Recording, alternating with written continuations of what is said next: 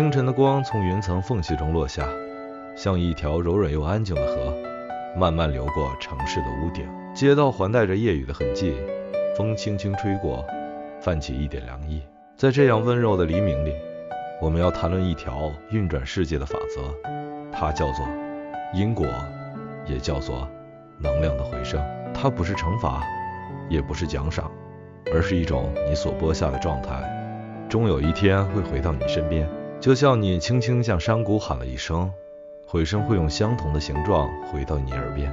今天我想带你认识一个人，他的故事比电影还要像电影，他的生命被一次次撕裂，却一次次因为善良被重新拼起。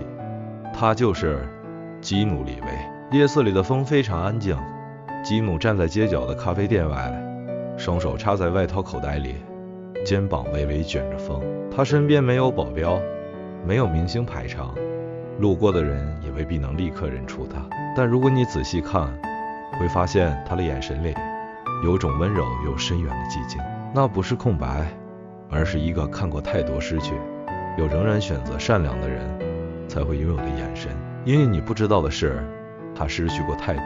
他在3岁时，父亲就离开了家，少年时被校园霸凌，被排挤。长大后，他最依赖的挚友，最信任的兄弟瑞凡·菲尼克斯在他怀里离开。那时的夜色比冬季还要冷。多年后，他遇到了生命中最重要的女人，两人温柔又安静地相爱着。那种爱不是戏剧性的轰轰烈烈，而是像雨后的薄雾，细致的让人心安。但命运没有放过他，在孩子出生的前夕，女儿胎死腹中。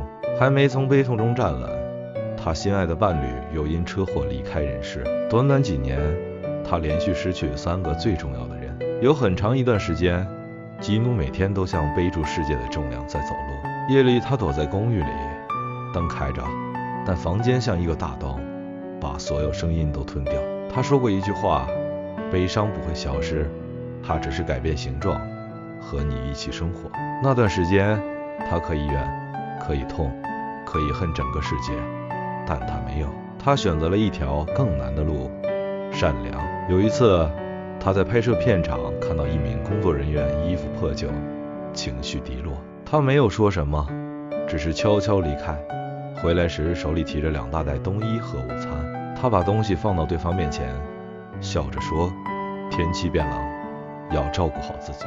还有一次，他在地铁上默默让座给一位肩膀酸痛的路人，不是因为有人拍影片，不是因为想被称赞，而是因为那是他真实的样子。他曾把千万片酬捐给医院，也曾为了剧组的特效团队自动减薪9000万美金，只为了让更多优秀的人能被聘用。他也常常在片场陪技术人员吃饭，用同样的塑胶椅，同样的便当，同样的休息室。因为对他来说，在这个世界上没有高低之分，只有你也是人，我也是人的温柔。你知道吗？宇宙对善的反应其实比我们想象的欢快。你散发出善意，世界就会以善意的方式靠近你。你发出的善会像音叉的共振一样，吸引与你相同频率的事物，在你的生命里逐一响起。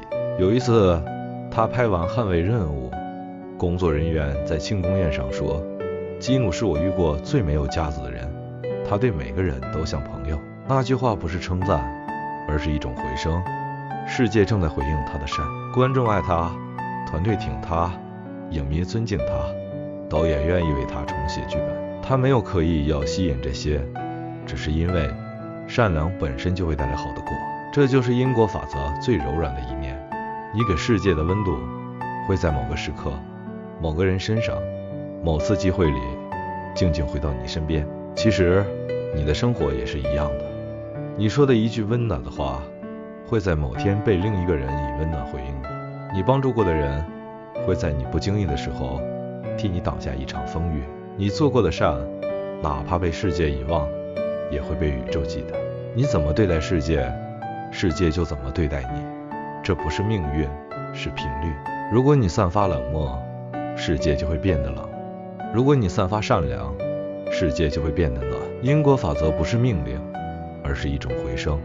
善良不一定立刻得到回报，但它永远不会消失，因你每做一次善事，就向宇宙发出一次讯号，我想活在一个更好的世界，而宇宙会回答，那我就把更好的世界带给你。想象一下，在1个雨后的傍晚，你走在街上，风有点冷，但突然一位陌生人向你微笑，或有人帮你撑起一把伞，或有人替你捡起掉落的物品，那一刻你的心是不是会暖起来？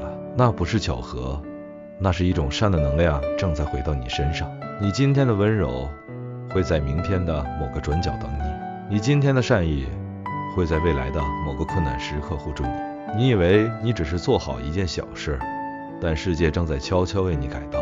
这世界所有的因果都不是恶意的审判，而是温柔的提醒，你值得你所散发的善。最后，我想把这句话留给你，你不必伟大，你只需要善良，剩下的宇宙会替你完成。愿你的善良都能被世界轻轻接住，愿你播的每一份温柔都能在未来开花。愿我们一起成为那种即使世界伤我们，仍然选择温暖世界的人。由心流时刻制作。